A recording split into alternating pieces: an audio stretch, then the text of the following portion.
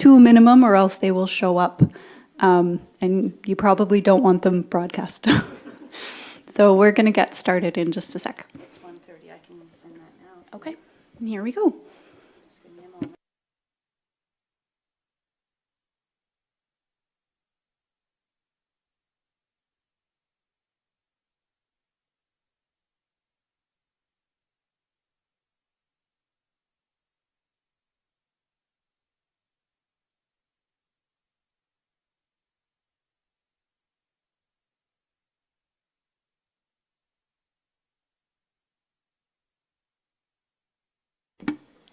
Before we get started, I would like to acknowledge that we live in Mi'kma'ki, the traditional and ancestral territory of the Mi'kmaq people. We are all treaty people with a responsibility to each other and to this land. I would like to welcome everyone to this Access Awareness Week 2026 First Voice panel discussion. We have people in person here at the District of Lunenburg Council chambers and online on their YouTube channel. Just a quick note that the names you see are not the people that are on the screen. My name is Amy Chrysler, and I will be your panel moderator today. I am a member of the Lunenburg County Accessibility Advisory Committee, whose main role is to give advice about accessibility to the municipal councils in Lunenburg County.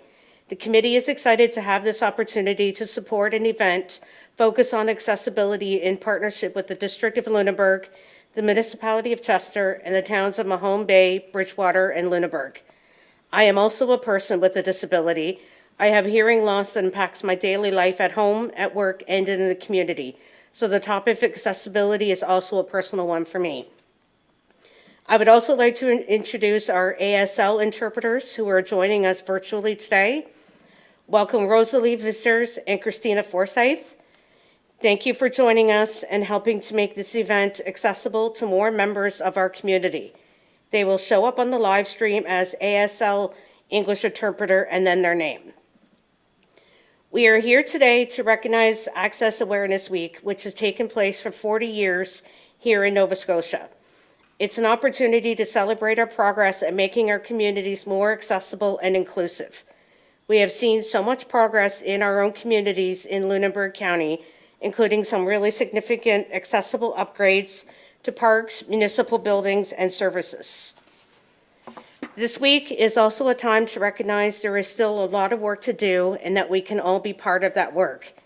The theme for this Access Awareness Week is Disability Justice, Stronger Together, First Voice Leading Change for Collective Action.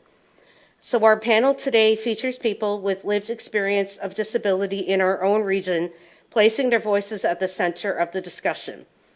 You may have heard the phrase, nothing about us without us. It means that when we make decisions that impact people with disabilities, they should be a part of the decision-making process.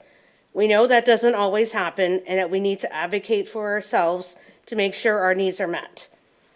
Today, our panelists will share about their own experiences of living with disability and how they have approached advocating for change for themselves and others in their community and beyond. I would now like to invite our panelists to share a bit about themselves before we get into some more specific questions. I will remind our panelists to please say your name before you speak each time so our audience and interpreters know who is speaking, and to also use your microphones. We will start with Terry Lynn, Amy, and then Ian. Hi, everyone, and thanks, Amy, for starting us off. I really appreciate being here today.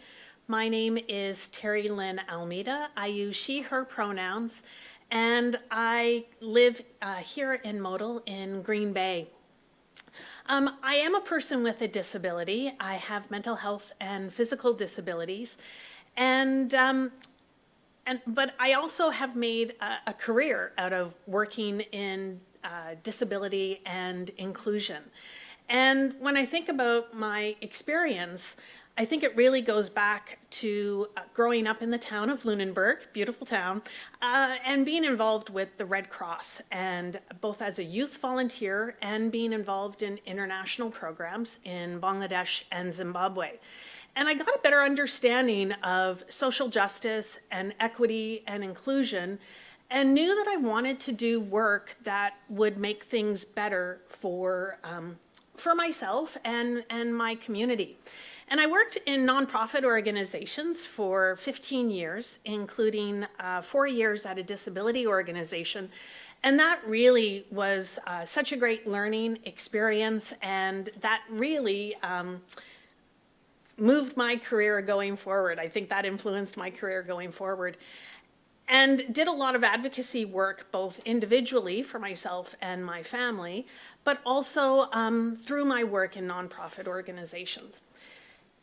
After working in nonprofit, I was really fortunate to work in provincial governments. I'm one of those Nova Scotians who moved west and lived in Alberta for a number of years and worked for the provincial government there.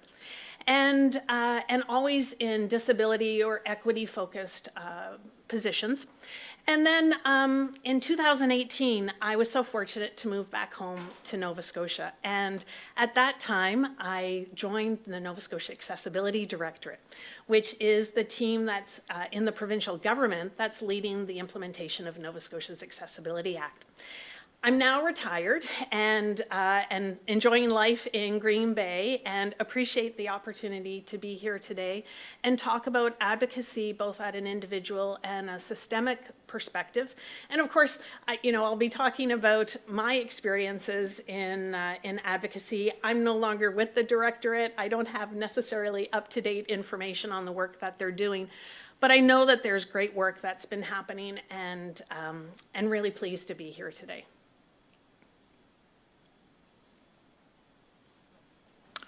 Good afternoon, everyone. I'm Ian Gillis, local yokel, as they say. I'm a small business owner, self-employed.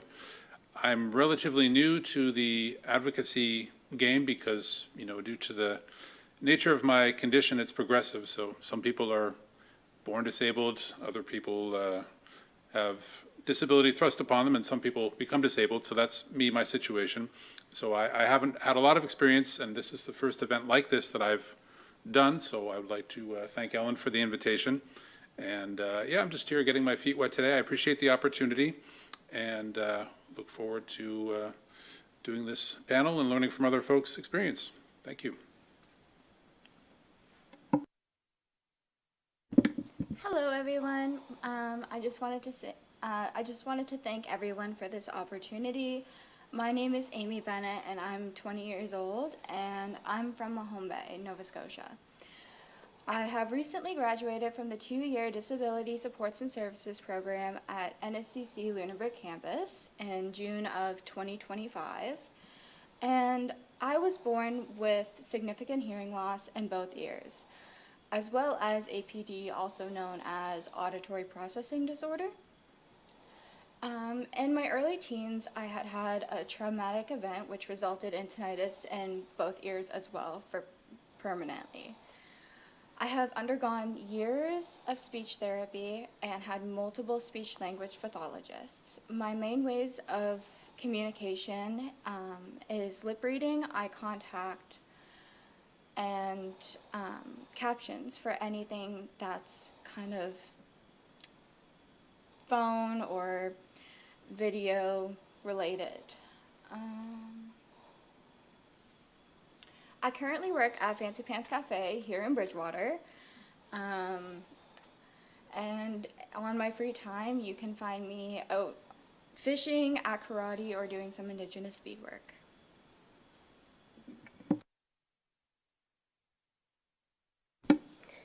It's Amy Chrysler speaking again. Thank you for telling us about yourselves and some of your experiences. I'm eager to learn more, and I'll start with our first question. We can go in the same order for answers. First question is, can you tell us about a time when you advocated for yourself or others? Why did you decide to advocate, and what was the outcome? Terry Lynn? Okay. Hi, it's Terry Lynn speaking. So I did share that I am a person with a disability. I have mental health and physical disabilities. But I'd like to talk a little bit more about my work in disability and accessibility, and look at systemic advocacy, because I think that's a really important part of what needs to happen is both at the individual level and also changes at the systemic level. I mentioned that I worked in the nonprofit sector, and I think we can all agree that the nonprofit sector and nonprofit organizations play a really important role in advocacy. I was really fortunate to work at an epilepsy association in Edmonton, and a big part of our work was working individually with people with epilepsy and their families, providing advocacy and support for individual issues, like many nonprofit organizations, but also advocating on a broader level with government to bring forward issues that impacted people with epilepsy generally or people with disabilities more generally. Of course, I knew that when I moved into government that my advocacy work would look different. When you become an employee with government, it was still, I was really excited about moving into provincial government, but I also knew that my systemic advocacy or my advocacy work would be within the system. And I really believe that that's important, that the governments that we have need to be representative of the people that they serve. And having people with disabilities and being part of government is really important. Both in Alberta and in Nova Scotia, I worked on a variety of program and policy changes and advocated to work collaboratively with people with disabilities and bring first voice perspective and nonprofit organization perspective into the work that we did. And again, I think that that's really important, that that perspective of people with disabilities and is considered in the work that government is considering. I was really excited about moving home to Nova Scotia, and still excited. I'm so happy to be back home in Nova Scotia. I was really excited to move home to Nova Scotia and work for the Accessibility Directorate. At that time, Nova Scotia was only the third province to have accessibility legislation. There's now 7 provinces and the federal government, but at that time, it was only Ontario, Manitoba, and Nova Scotia. And Nova Scotia's legislation is so unique because it was developed collaboratively with people with disabilities. And that's not something that's usually done in government legislation. And from an advocacy perspective, what the Accessibility Act is calling for is essentially systemic change, culture change, to make the province accessible for people with disabilities. And so it was really exciting for me as someone with a disability and who had made a career out of working in equity and inclusion to work in an area that was expecting and trying to advance accessibility and social change, to advance that culture change. And so advocacy was really an essential component of my work.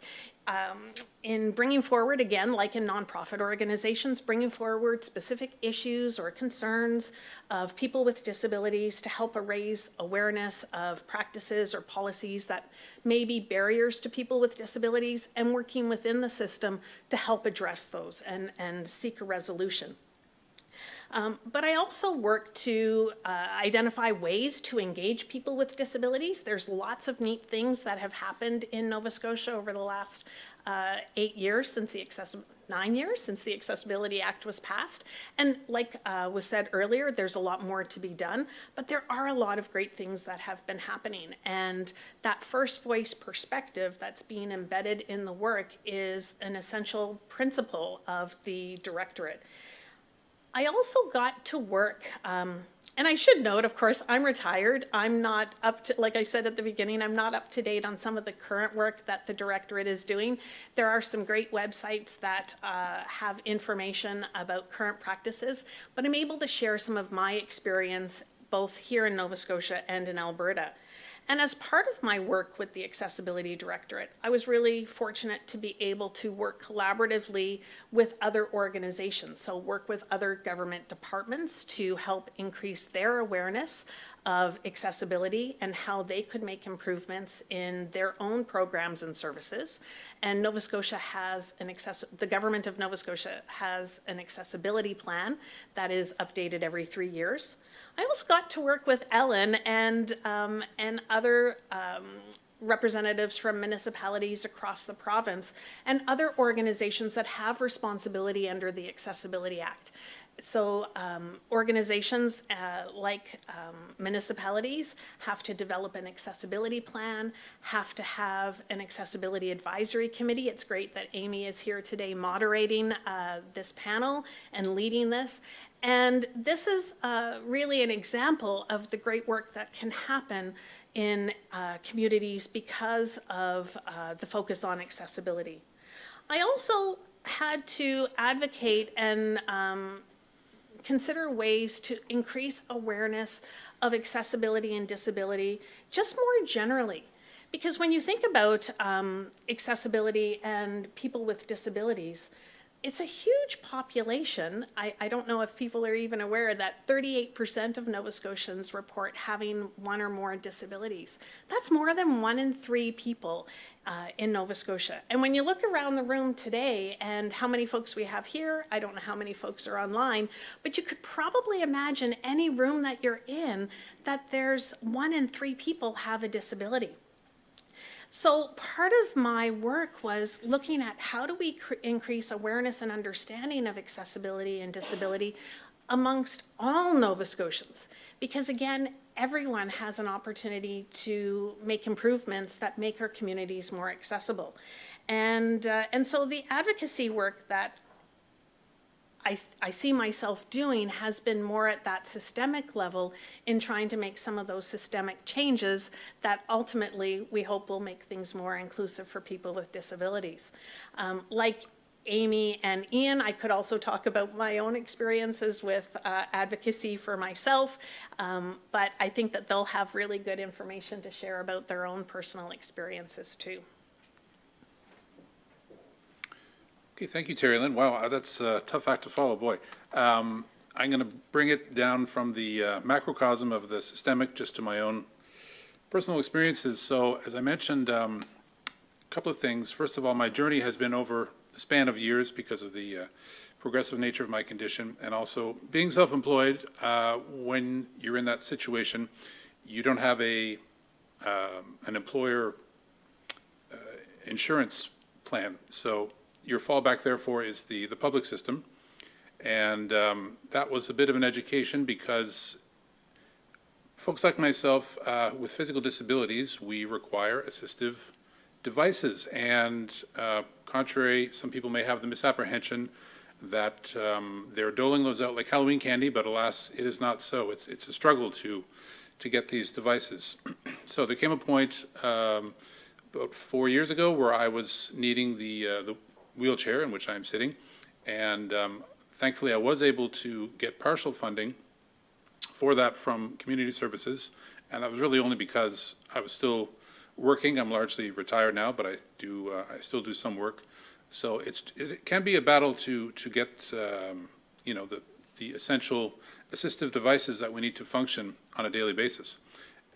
So I really, you know, by default I had to become an advocate for myself to try and get some of this equipment. And then once I had my wheelchair, the next step was getting a vehicle. I've relied on Community Wheels Transport, which is a wonderful service if you need it for specific things during the weekday business hours. But there's no substitute for having your own vehicle, and again, not having any kind of private insurance. And unfortunately in Nova Scotia, we are not a province that has any sort of programming or funding for vehicular programs. And so again, I was fortunate to have a friend who launched a GoFundMe campaign. So again, this is another form of advocacy. You're putting yourself out there in the public arena, which is a big slice of humble pie to eat, if I'm honest, but that is what the situation required. And so again, most of these GoFundMe type initiatives do not succeed, but I am blessed to have a pretty good circle of friends and family, and also support of local community organizations like the Lions Club and so on. And so I had that network of people who allowed me to raise funds to get an accessible vehicle through my own advocacy, that I had to put myself out there and, you know, ask the community for support. Everybody needs support. And I think that really comes back to the sentiment that, you know, folks with disabilities are not always looking for a handout, we're looking for a hand up. So I think that with certain supports and programs, we are really able to flourish better in the community. I think that's all I had to say about that. Thank you. Thank you, Ian. I think what I would have to say for this question would be advocating is something that I do within my daily life. Obviously, like, it's not always on a larger scale in front of a bunch of people. But it also can look like me asking people to repeat themselves or asking like my work to turn down the music because I can't hear who I'm serving on cash, and like little things like that. But I also think that the first time that I can remember that I had advocated for myself and other people would have been in elementary school. And that would have been for me to be asking them to use the sound field system in the class. That's because a few of us had different kinds of hearing loss for multiple different reasons, but there was quite a few of us in my class who actually had some hearing loss, and the teachers were uneducated on either how it had to be used or just using it at all. So I spoke up and I kind of told them the importance of the device for me and my own personal experience, but also for the other kids as well, about how it can impact our learning, because we weren't really paying attention. We had a hard time like learning at the developmental level, if that makes sense. And after having that conversation with the teachers, they finally understood and they started wearing the FM system, and me and my classmates were able to partake in more classwork, but also our social life got better, and just like all the environmental factors that can affect if something isn't working, they kind of grew flowers, if that makes sense. Like they just kind of sprung up out of the ground, like someone just had a little watering can. And I think that's all I have to say for that one. Amy Chrysler speaking. Thanks for sharing those experiences. The next question follows the same advocacy theme. The question is, can you tell us about any challenges or barriers you have faced when you advocate for yourself or others? It could be the example you already gave or another situation. Okay, I think this is Terry Lynn. I think I'm getting the hang of this. I'll be first. Okay. There are so many challenges in advocating for yourself, and I really appreciate what Ian and Amy have shared so far, and I'm sure that we'll learn about some of their challenges and barriers as well. When I think about some of the work that I've done, there's such a variety of challenges that come up when organizations are when working in an organization to try to make systemic or cultural change, like improving accessibility.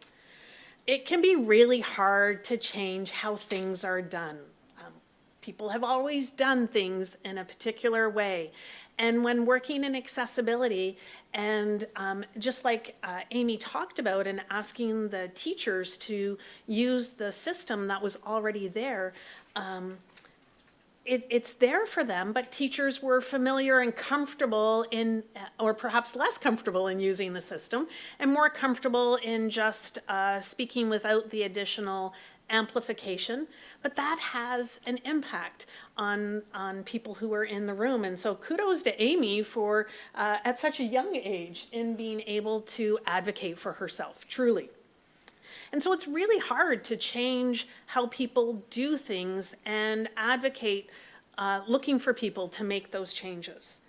It can also be overwhelming when you're looking at systemic change. What I would hear sometimes is, well, we don't know where to start. We don't know what to do first. And I kind of think about that right now as I have some time from retirement and I'm going through house cleaning and organization. I'm sure that others might be able to appreciate that. And I'm like, okay, which room do I start? And of course, it's messy before it's much messier before it gets better. In accessibility and work and advocating for change, I think people are not sure what even to begin with. And bringing in first voice perspective and having people like Ian and Amy and your accessibility advisory committee come out, or if you're a business and asking your customers what works best for them, if you really invite that input, you'll learn about what some of the priorities are and can start to make change. Can pick one or two things that are priorities and start to make improvements. So yes, it can be overwhelming, but there is a way to start to make changes. Some people, I also heard that some people thought that maybe it's not their job, that that accessibility belongs to the accessibility staff, and it's not my role. And just like Amy talked about with her teacher, accessibility really is everyone's job. Everyone can contribute to making things more accessible, and so I would think about how could I help people understand what their roles might be, what they could do. And of course, there is a cost to accessibility. Ian talked about the personal cost that he, as a person with a disability, without having insurance and not having some of the funding programs available to help him, that's a significant cost. Most of us, when we get up in the morning, may not be thinking about how are we going to get to the breakfast table or how are we going to get to the doctor's appointment. And Ian needed those devices and had to advocate for himself to find those. From a systemic perspective, even here in Lunenburg County, there's been really great things that have happened, and there is a cost to making those accessibility improvements. There's a cost to not making those accessibility improvements too. And ultimately, choosing to not make those improvements is choosing to exclude a portion of the population.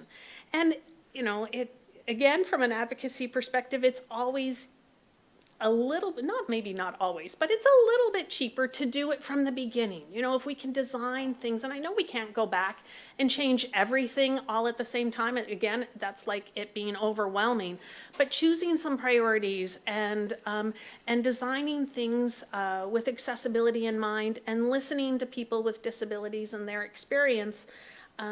There's so much that can be done and improvements that can be made. But those challenges, there will always be challenges and barriers that come up, whether it's at the individual or systemic perspective.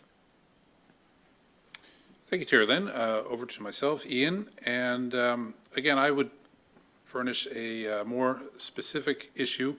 So what's interesting about barriers is that they come in both physical form, but they can also be more perceptual or attitudinal. So I recall an example last year. I am a sometimes patron of the Canada Border Services building in Bears Lake, just by Mission Mart, if you know where that is. And if you've been in there, this building, they have a power door, automatic door, sort of like the one on this building. And then to get into the service office, there's another steel door which has not a electronic, but just a traditional spring-loaded door closer. And I really fail to understand after all this time why these mechanical door closers are associated with accessibility, because they do not help at all. In fact, they make it more difficult. So I had visited this office on a couple of occasions, and normally what would transpire is once I get inside the lobby, because the door is see-through, the desk agent would see me coming and, courteously come and open the door for me, which is, okay, but better to have a door that is operable by myself so I can enter and exit under my own power. And I mentioned this to the agents and the agent at the time, and he said, well, We actually have brought this up to management, but honestly, our opinion doesn't carry a lot of weight. So I said, well, thank you for your, your attempt at advocacy. Left it at that. The next time I came back, the main entrance, the power was deactivated, which is a not uncommon thing to happen. And again, if you don't realize, when the power switch does not work for a door, it's actually much more difficult to open than if there was no switch or power function at all. It's a pretty serious obstacle. So I was not very happy with this, and the agent again said, well, what you're going to have to do is take it upon yourself to complain to the regional manager. So I did. And I brought it to their attention, and I did get a response.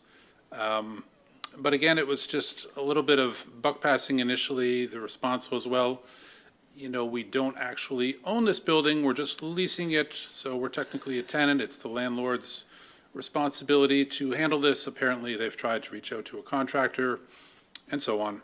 And I said, well, you are a federal agency. You're in contravention of your own laws. So let's try a little harder on that.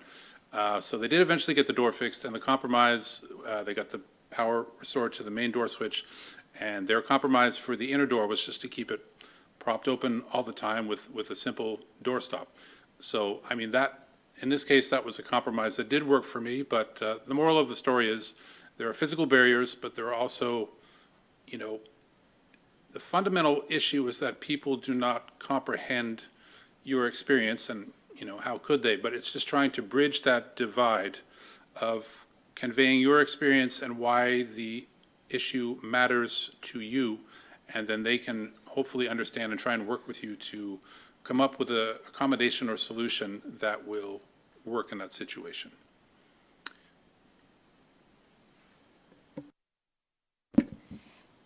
Thank you, Ian. Some challenges and barriers that I face personally. I'd like to start off with ageism. Where I am so young and I've had to advocate for myself since I was a little kid, a lot of the time, a lot of people wouldn't take me seriously, or they would show interest in it, but nothing would be done because I was a kid. People thought that my voice didn't personally matter to them. And with that being said, that kind of falls under infantilization too, now till this day, because my disability isn't visible. Like, if I'm not wearing my hearing aids and you see me in the grocery store, you're not gonna think, or you're not gonna assume, oh, she has a hearing impairment, oh, she has hearing loss, you know what I mean? So when I do voice up about my disability and any accommodations I need, or if I just want to be heard, for example, it's often left with not being taken seriously, or I'm treated as incompetent. And then also, as well, another thing that I have is communication challenges. So that kind of comes with hearing loss as well.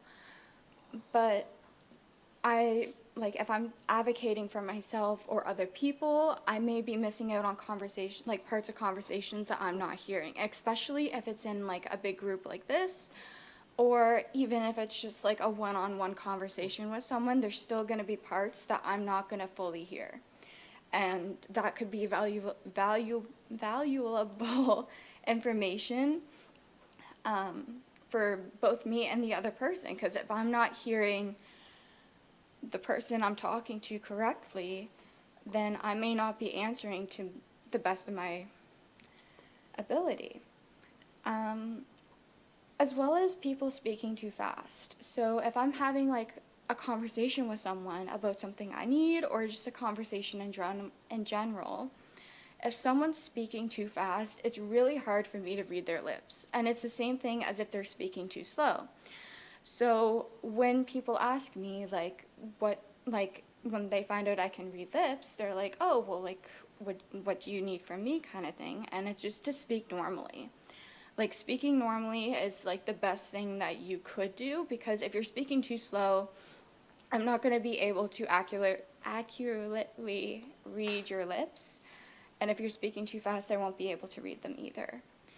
And that also kind of goes with eye contact too. Like, when I'm talking to someone, I like to be looking at them straight on, because that helps me be able to kind of read their emotions to what they're also saying, if that makes sense. And I think that's my challenges and barriers.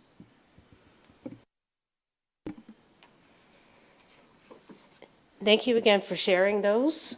I can relate to a lot of them that Amy B. has said, having hearing loss my whole life as well, so thank you. Amy Chrysler speaking again. We'll move on to a question about experiences in your daily life. Could you share an example of a barrier that you encounter in daily life that a person without a disability might not notice right away? Hi, this is Terry Lynn again. When I thought about this question, I thought that one of the barriers for me, and I think what I also heard from people with disabilities when I worked with them, is the time and planning and capacity that that people with disabilities have to undertake in their daily life. And I know that for myself as well. And I guess to explain that a little bit more, what I mean by that, again, I was saying earlier, when you get up in the morning, many people will just, go get your breakfast and go to work, and you have your mode of transportation, and you're going out for lunch with friends, and you're able to go there and participate, and then get back to work and do your job, and you have the tools and everything that's there for you. When I might be going out with family members with disabilities, and I think to some degree many people with disabilities experience this, it's the lack of information that might be available about what you're about where you're going or what you're doing, or the time and the physical energy that it takes to do what you need to do on a daily basis, and that's something that other people might not necessarily understand. So, for example, a restaurant might think that they're accessible, and so you plan to go out for dinner with your family, but you actually need to go check it out first, because even though they think they're accessible, the space may not be accessible for what your family members or your own personal needs might be. And so you need to be sure, where's the parking and how close is it? And will I be able to pull up and drop off my family member or help them get in? Is the walkway clear enough to be, and pathway for people to get through? And what about the washroom? And maybe the chairs or the table won't be situated so that people with a wheelchair can sit and be underneath the table, like have their lap underneath the table. Or if when I'm getting up in the morning and needing to plan my day, I need to plan for the amount of time that I might need to shower, and so this is and not currently, but at times in my life when when it takes more energy and takes more, so it limits my capacity to do other things. And so I guess what I'm rambling a little bit. I'm thinking about the time that it takes, and the energy that it takes, and the planning that it takes, that people with disabilities need to carry that on a daily basis. And you might think, well, that's an individual issue. There's not much that organizations or people can do to help support the person with a disability in that. But there actually is a lot that could be done. And having more information available about and I used restaurants as an example, but having that information about the park and the restaurant and the business, and so that you know where you're going and what the accessibility features are.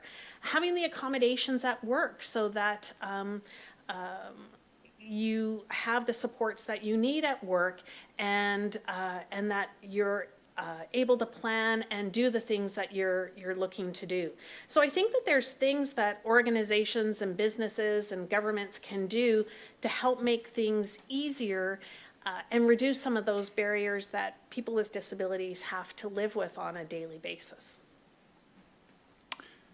That was an excellent answer. It was also pretty much what I had planned to say. So I just will expound on that a little bit and, yeah, just reinforce the idea that, you know, many people without disabilities, physical or mental health or what have you, will just take for granted that you do things during the course of a day. You get up, have your breakfast, go to work, et cetera, et cetera. You might, you know, go to a restaurant after, or you may go to a sporting event, any number of things. And again, you just take certain things for granted that people with disabilities may well not take for granted. So it's really a question sometimes of planning each and every logistical step of your day down to the finest detail.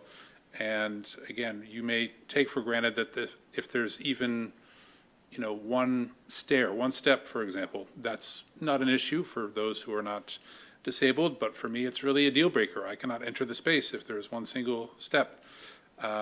Or I mentioned those really annoying door closing devices. Sometimes I can make that work and I can go through a door, but you know, in the disability community, we have this concept of spoon theory, and everyone has a set amount. It may be different for each person, but everyone has so many spoons of energy throughout the day. And as you go through the day, these spoons are expended. And little things like that, having to face an additional barrier or, you know, an insulting comment or what have you, these consume spoons. And so by the end of the day, you know, you may not have enough left, or you may not even get to the end of the day, and you will have to, you know, curtail your activity and return home. So we try to find accommodations and use our resiliency to the best of our ability. But it is a challenge, and it's really the challenge is trying to get folks to appreciate that and see it from our perspective. It's not always easy, but we keep working at it. Thank you. Thank you, Ian. This is Amy Bennett speaking again. I think to go off of that a little bit is I have mental burnout and exhaustion on the daily. And that's just from me trying to communicate in loud, noisy environments. If I'm talking to a lot of people in the run of a day, like reading their lips all day long, and it gets tiring. But also, having to ask others to repeat themselves is another barrier of mine. And it's not a barrier to like my friends and my family, but to like a cashier, for instance. If I didn't hear my total and I asked them to repeat themselves, they kind of get annoyed. Same thing if you ask someone out in the community to repeat themselves. Sometimes people get annoyed. And if you're having a bad day, that can affect you really, really hardly. Trying to have conversations in loud and noisy and distracting environments is another one, because like I've said before, like I'm not able to fully hear what's going on. I'm not able to follow certain conversations, and that's a real struggle for me, because I like talking to people, I like communicating with people. And when things like that, even though sometimes it's environmental and like it can't be helped, there are situations like amusement parks and things like that, like shopping malls, like you can't control the noise environment in those places. However, it's still very draining by the end of the day. And I think the last one is trying to find out any kind of information or even emergency information from like TVs and radios, because like car radios don't have captions on them. So if I'm driving home somewheres and something happens or I get a phone call, and if there's no captions available to me in that time, I'm not going to really fully understand what's going on. And it goes for the same kind of thing, like in malls, for an instance, or in stores, like over at Walmart. If someone goes over the PA, if there was an emergency, like let's say a fire, I wouldn't be able to hear that. And actually, there was an instance this weekend where I was up in Halifax with my boyfriend, and the fire alarms went off in the Halifax shopping center. I didn't hear them go off. No one told me what was going on. I just continued shopping. I didn't know. He had to tell me what was going on and that we had to leave. So if I was by myself, I could have got hurt, like depending on like what would have happened. And I think that's a huge barrier for me, because if I walk into a store, I don't know what's happening unless I see like a bunch of people running the other way, then I know to follow. But yeah, I think that's it for me for my barriers.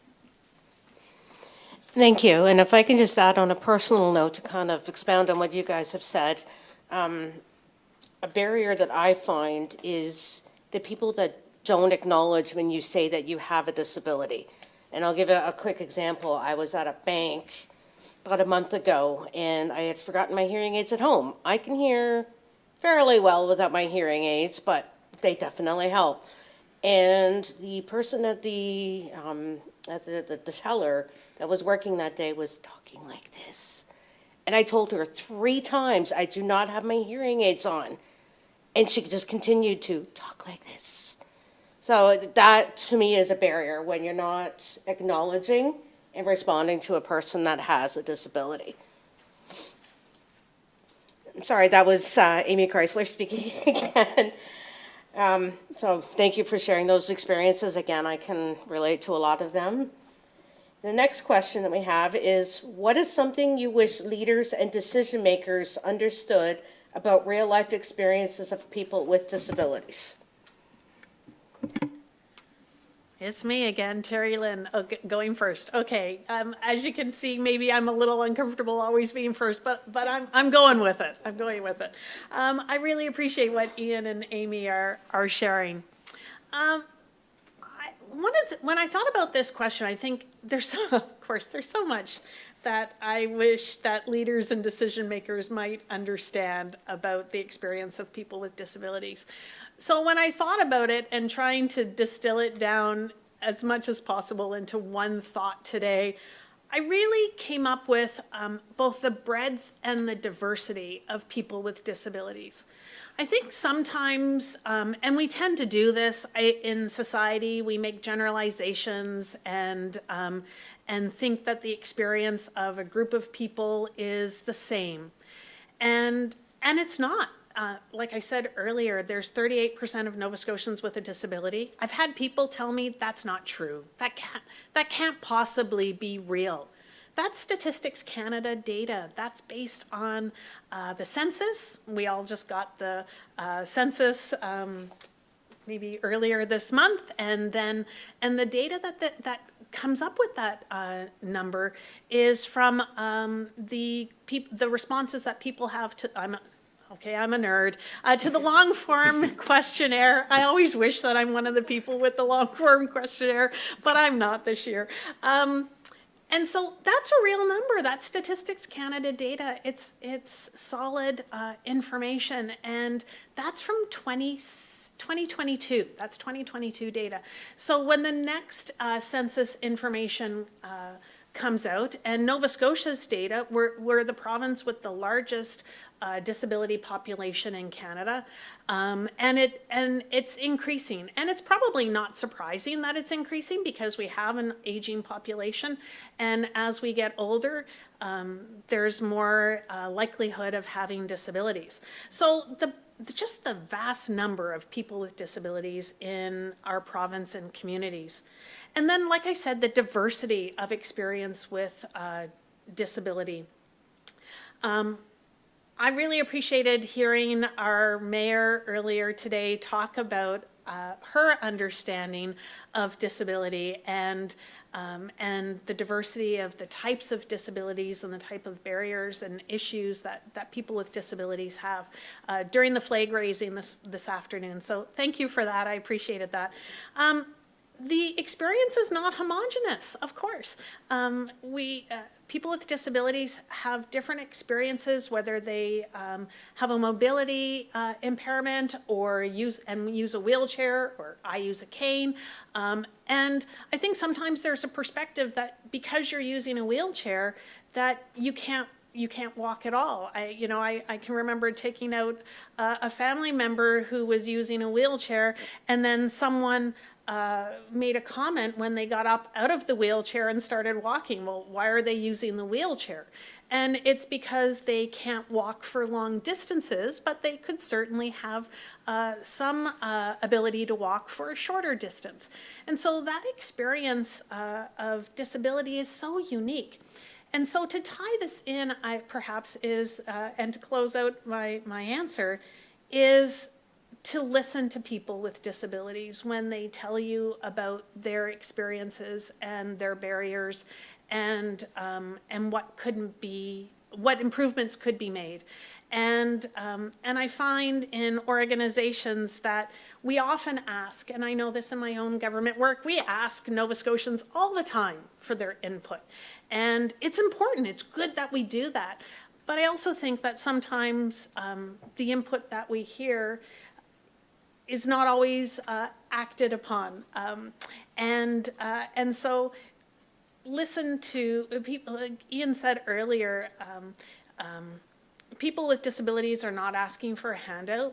They're asking for things that will make their lives be more accessible, be more inclusive, be able to participate in work and education and enjoyment and play and do the things that we all want to do. And so when people with disabilities tell you what they need, believe them, like Amy talked about with her teacher. Believe them, and then, of course, try to prioritize what can be done to make those improvements. Thank you, Terry Lynn. Yeah, I think that's really important to note. Again, I just would expand on that and say it is very difficult to have people fully understand. And again, there is a wide diversity of disability experiences. So it is, even for myself, I mean, I have my particular physical disability, but there are, we've had examples of several different types today, and it's a wide variety. So I'm not exceptional in any way, but it's really trying to get people to come to grips with understanding what folks are going through, and really just to engage with the matter in a good faith and empathic manner. I mean, I use myself as an example. Again, I'm not exceptional. For the first 25 years of my life, just frankly, I'm a white, straight man, and so I took a lot of things for granted that, other people could not. You don't know what you don't know. So if there is a silver lining to having a significant disability, it, definitely puts more empathy into you, and you start to see that, okay, there's a lot of different experiences out there, and, you really have to try and learn and make up for your deficiencies in your knowledge and such. So, I mean, me personally, I've engaged with reconciliation and anti-racism consultations just to try and learn some things that I didn't before. So I guess if there was one request that I would have of policymakers, you just really have to come into discussions, good faith, with your eyes and ears open, and just try and learn from those who are explaining how things could be better to improve everyone's lives. Thank you, Ian. This is Amy Bennett talking again. I think I'd want to start off by talking about COVID. And I know that we talk about COVID a lot, but This still flows into today, and that's when people are wearing masks. And masks made COVID extremely difficult for me. It was really hard for me to be able to communicate without reading lips, and if I could hear them without reading the lips, it was still very muffled. So it just made it really challenging for me to be able to communicate with people. So like my teachers, my friends, anyone in the community. And then, thanks to my mom, we discovered the masks with the clear lips in them. And with those, I was able to hear again. And, I was able to have conversations with my teachers and just little things like that. I'm so sorry. Don't be. But even though it wasn't something intentional, not having that made it really hard to live, like, if that makes sense. It just, like, quality of life was not there. And then also, with saying that, an example is, like, my first day of NSCC. This is a different topic, but so my first day of NSCC, I walk into my classroom after, like, scouring the school, trying to figure it out where I was supposed to be. And I walk in, and I see my name tag, and I look up, and I look at the whiteboard, and there's captions. There was captions laid out so I was able to follow along with group conversations, and I remember I called my mom and I cried. I was so happy I cried because I was like, someone finally understood what I needed and they were able to make it happen. And I think that's all I gotta say for that one. Thank you, Amy. I'm glad to hear that education has come a long way since I went to college, where those kind of things were not available. I always had to modify my education experience by sitting at the front of the classroom and on the left, because I'm deaf in my left ear and have decreased hearing in my right ear. So that was how I always had to modify it. So I'm glad to hear that education has come a long way to make things more accessible for people. I know there's still a long way to go, but that's a great start to hear.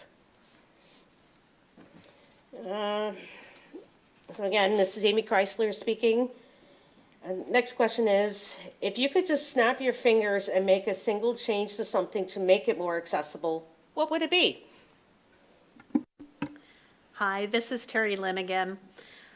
I've been talking a little bit about systemic change or culture change, so this probably won't surprise you what my answer is to this question. Is that it's a single change, but it's not a simple change necessarily. But that's building in an accessibility perspective into the work that we do. And whether that's a business owner who's starting up and opening a new store and thinking about the experience of people with disabilities from the time that they come into the store or they go on the website, whether that's a government in developing or reviewing a program or a policy and considering that from an accessibility perspective, or the transportation system, and Ian talked about Lunenburg County Wheels, and it's a fantastic service. We're very fortunate to have that in the county. And so when those systems are being designed or reviewed, looking at that from an accessibility perspective.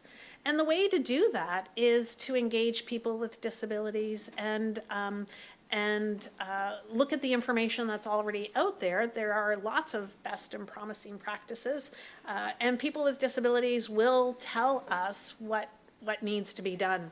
But yeah, that's, it's not necessarily a single change, so maybe I haven't answered it quite exactly, but it is a systemic change. And I know that there are tools and resources that are available to help people think about accessibility when they're looking at programs or policies or services or buildings or playgrounds or transportation, or really, I guess what I'm saying is education, any aspect of our community and life. Ian Gillis, once again, I would say, quite simply, if I could snap my fingers, wave my magic wand, I would make every government and public space, office, building, store, accessible to the extent that this one is. And may I just express my esteem to the municipality for hosting us and making this building accessible, because it is noted and appreciated. There is legislation. We're supposed to be getting there by 2030, and last time I checked, we're 2026. So I think we're not quite going to get there by 2030, but we need to keep building toward that, and with purpose, and again, good faith, good intentions, but no, good intentions, I shouldn't have said that, because, that's how you pave the road to hell. So I caught myself. We have to move beyond good intentions. We have to do good deeds and good works. We have to, talk is cheap, and action is required. And I'm looking forward to seeing what else develops, but just to say that we need more spaces like this one where people can navigate comfortably and safely to make it a better experience for everyone. Thank you. Thank you, Ian. This is Amy Bennett speaking again. If I was to snap my fingers and make a single change, this question was a hard one for me.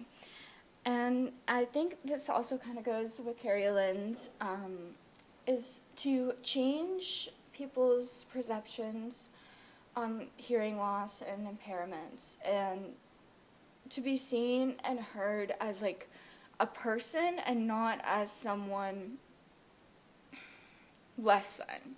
Because no one's less than, but sometimes people are seen and treated as less than. And I feel that if we are heard, then change will happen. Things will become more accessible and inclusive within our communities. And where I feel my disability and others with hearing impairments and loss are all so different, all of our voices should be heard to make change. Because what might work for me may not work for Amy, for example. Like, we're all slightly different, and we all have different accessibility needs and accommodations. So having a large group of people to talk about not one decision, but like one topic is important rather than just having one voice. And I think that's all I have for that one as well. And thank you. And this is Amy Chrysler speaking again. Is there something that would help reduce the stress or frustration and increase your confidence to speak up when something isn't working for you? Hi, it's Terry Lynn speaking now. I think this picks up a little bit on what Amy Bennett was just talking about, and that's how people respond when people with disabilities talk about the challenges that they're having or what they would like to have as improvements, what would work better for them. And I think sometimes it's how those people respond, and the anxiety that I might have or people with disabilities might have in raising it. And so sometimes I feel like I'm choosing what's going to be the battle today, and is this going to be the thing, because you can't advocate all the time. It's exhausting. It's exhausting. There's so many things that you might want to raise. And so is this the issue that I want to talk about? And will the people that I'm bringing this forward to be open to hearing what I have to say? And so I think it's a bit of a tricky question, because it's the reducing stress or frustration I'm quite comfortable in talking about my experience or challenges. The stress or frustration comes when there's perhaps a lack of action and follow-up, or people not being receptive to what I'm asking for, or coming up with well, that wouldn't be fair. You know, if we do that for you, then that's not fair because this other person wouldn't have that. But that other person doesn't have the same needs that I might have. And so I think it's really being open to hearing what people with disabilities have to say, and creating that environment, and creating the platform or the ways to do that. And whether that's businesses having a website with information, or training your staff to be responsive to people with disabilities. It really, for me, it's about the reaction that I get from people, and the stress that I might think about before I start to have that conversation. It's Ian again. I would just, reiterate again, you beat me to the punch with your good answer, darn it. I just think that, I mean, on our side, the folks who are doing the advocating, you do have to pick your battles, because sometimes it feels like you're trying to, empty a bathtub with a teaspoon. There's a lot of possibilities in advocacy, and you can go in any number of different directions, and it seems like there's no limit, which is good, but it is overwhelming. I mean, you can't really spend all of your day every day doing that, because you have to live your life. So from our side, you have to, take care of yourself first. And then on the receiving end, it is tricky, because it really depends on how folks react. As Terry Lynn was saying, some people this is the ideal. They, try to hear you. They listen calmly and respectfully, but that's not always the reaction. It can be a reaction of indifference, or a kind of conniving tokenism. They're, sort of listening to you, but not really. Or, sometimes it's outright hostility, which is kind of weird when that happens, but it's an unfortunate thing that we have to deal with. So I think really the main thing is trying to get good quality of communication, where we're expressing ourselves and listening respectfully and with empathy. And that's already a big, relief when you can try and communicate with folks and you're having an open, honest dialogue. Sometimes if you meet that minimum, it already makes a huge, huge difference. Thank you. Thank you, Ian. This is Amy Bennett speaking again. Just to add on to that, I mean, I also personally feel very confident and comfortable when speaking out about something that I may need, or supporting someone else to speak up, for instance. But just kind of to really reiterate that, I think that having safe spaces and having these these safe places to have conversations, even if they may not be all rainbows and sunshines, that it's important, because those conversations, what comes from that is change, and that change could look like something really small or something on the larger scale. But I feel like having the safe spaces that creates the confidence to have these conversations will have the change that that we're looking for as a whole, I guess is the easiest way to put it.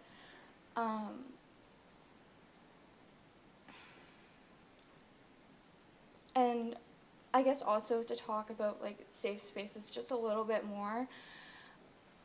When when someone's, what I mean by that, to clarify it, would be is that you're in a place either with talking one-on-one with someone or with a group of people, and knowing it's okay to say what you want to say in like a respectful way, of course, but having the ability to say what's on your mind and say what's bothering you and what you would like to see different, whether that's something like for most of my life that was like in a classroom, or it was something like in the community. It all happens and starts the same way. And I think that's it for me. Thank you. I think we have time for one more question here.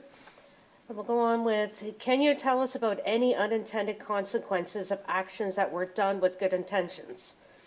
Like Amy was saying earlier about the masks during COVID. This was it's Terry Lynn speaking again. This was a little difficult for me to think about specifically. And I know that there's situations where where this happens, and that example is a really good example. But it did make me think about COVID, and perhaps, so I'm going to perhaps not answer the specific question. Sorry, I'm going to go off script a little bit, but I think that it's perhaps a helpful one to understand a little bit about the experience that I've had, and that I think some other people with disabilities have had too. COVID, we all have our own trauma associated with COVID. It's hard to believe that it was 6 years ago, and also only 6 years ago, when that all started. And there were there were many negative things about COVID. There were some things that were positive outcomes because of COVID and because of what our society had to deal with because of COVID. Being able to order your groceries and just pick them up rather than having to go into the store, easier access to some online capacity, being able to work remotely and do your job from, if it was a job that you could do remotely. And those were things that I think that those are some examples, but there are things that I see that people with disability saw as finally, like society is getting what people with disabilities need and have been asking for. Some of these were seen as things that were too hard to do. And here we are on Teams today having a panel discussion with a number of people in the room. It's great to see everybody here. But also, we don't know how many people might be online. We didn't have that 6 years ago. It was not as easy to have these kind of opportunities. And people with disabilities I want to do things. We want to participate in all aspects of society, and being able to have the supports that you need at school and at work. Those were things, and I'm picking a little bit on the remote work because that was certainly an experience of mine and many of the people that I talked to through the COVID experience, that enabled people with disabilities to do jobs that they might not have been able to do otherwise. Because of some of the things we talked about before, because of the spoons. Ian talked about spoons. And so the effort that it takes to be ready and get to a physical space might be more than what they would have capacity for then to do a full-time job.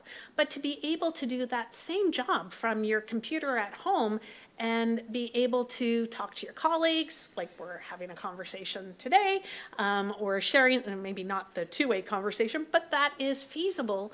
Those were some of the things that people with disabilities were asking for before, and with COVID, we were able to make those kind of things happen in a relatively short time period.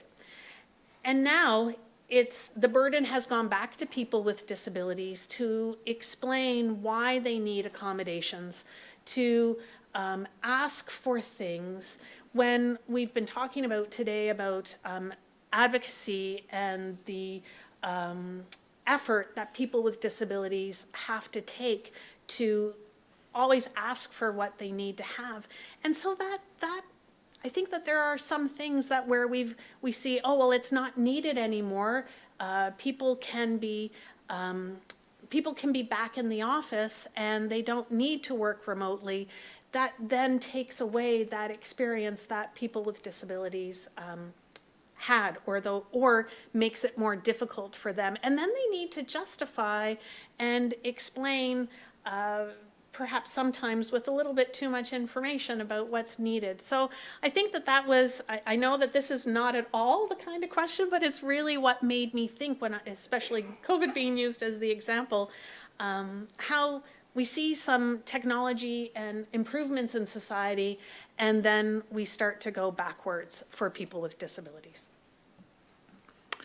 Yes, I agree completely, Terry Lynn. There's a certain irony that folks with disabilities had been asking for.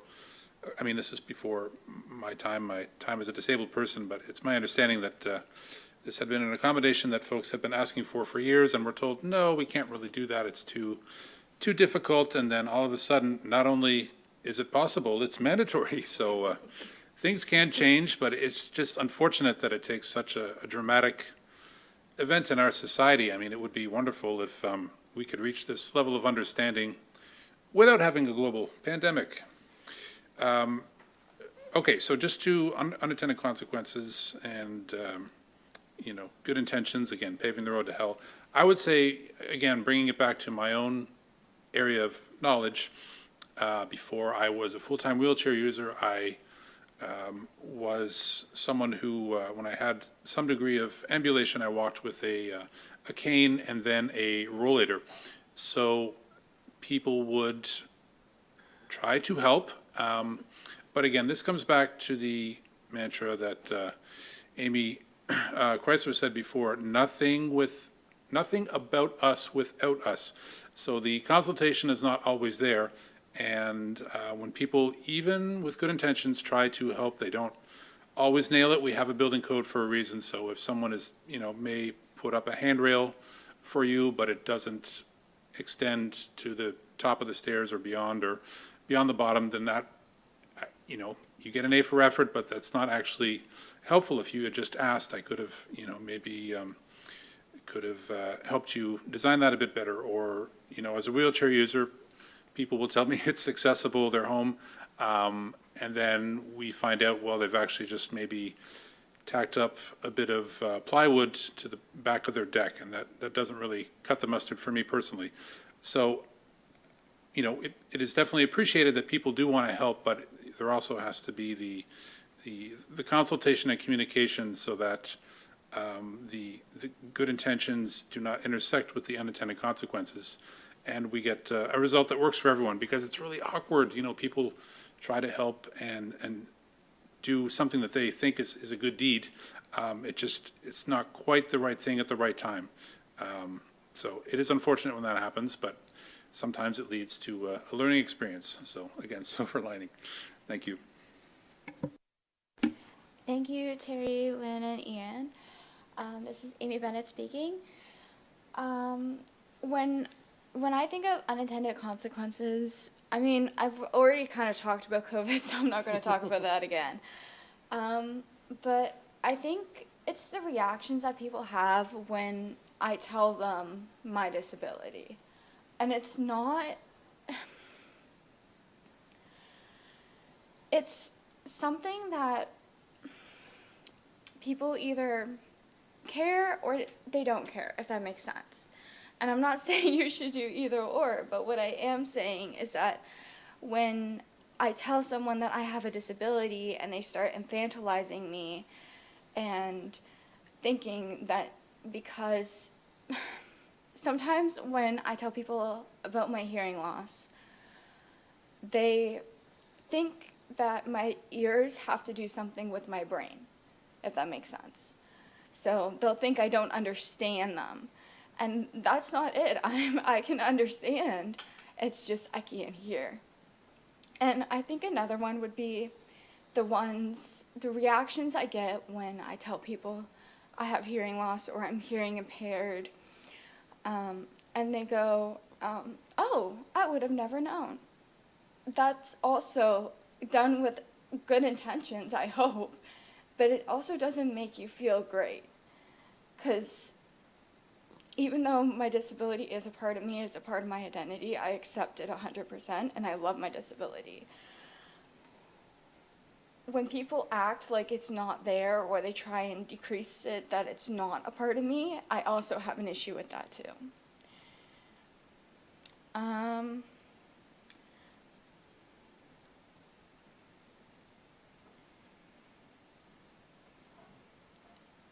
Yeah, I think just like when people are just either in disbelief or praising, like, it's kind of hard to tell how someone's going to react when you tell them that kind of information. And a lot of people's first instincts is to go and talk either really slow or treat me like a kid and infantilize me and think that I'm not incompetent, which is really, it's not okay, but it's also bothersome, because if they're doing it to me and they feel comfortable doing it to me, how are they treating other people when they do have a visible disability, if that makes sense? And I think that's all I have. Thank you so much for sharing everything today. The one thing I have kind of noticed from everything you guys have said is, sorry, it's Amy Chrysler speaking, is that change, it just brings to mind a phrase that I heard a number of years ago, that constant, there is no constant. Constant is change. Everything changes all the time. Nothing ever stays the same. We are slowly moving in the right direction, but it's taking time. And as when you brought up about the COVID and how some of those things made life easier I never even thought of that. But yeah, like that was a huge, and now they are kind of stepping back from that, which is kind of disappointing, but hopefully we'll get back to that again, and not just because of global pandemic. I think we're just about out of time. So again, thank you so much for sharing your thoughts with us today. They brought up a lot of good points, and hopefully everybody got some, what's the word I'm looking for? Got some good information, and, you know, maybe understand where we're all coming from a little more. So this brings us to the end of our panel discussion today. I want to thank the District of Lunenburg for providing us with this space and the staff support to advertise and to run the technology. Thanks to all of the towns and municipalities in Lunenburg County for their support of this event, and thank you to our ASL interpreters, Rosalie and Christina. Thanks also to the members and support staff of the Lunenburg County Accessibility Advisory Committee for the planning and organization to make this happen. Finally, a huge thanks to our three panelists, Terry, Lynn, Amy, and Ian. We are grateful for your generosity in sharing your time and experiences with us so we can all better understand what it's like to live with disability and learn about the work you are doing to make our communities more accessible and inclusive for all of us. If you're interested in learning more about Access Awareness Week and the events that are happening around the province this week, you can visit the Nova Scotia League for Equal Opportunities website at nsleo.com and look for Access Awareness Week under the Initiatives tab. You can also view the recording of this event until the end of June on the District of Lunenburg YouTube channel. Thanks to all of you for joining us in person and online. We hope you have learned something new and can appreciate the need for all of us to play a role in creating communities where we all feel we can belong. Thank you.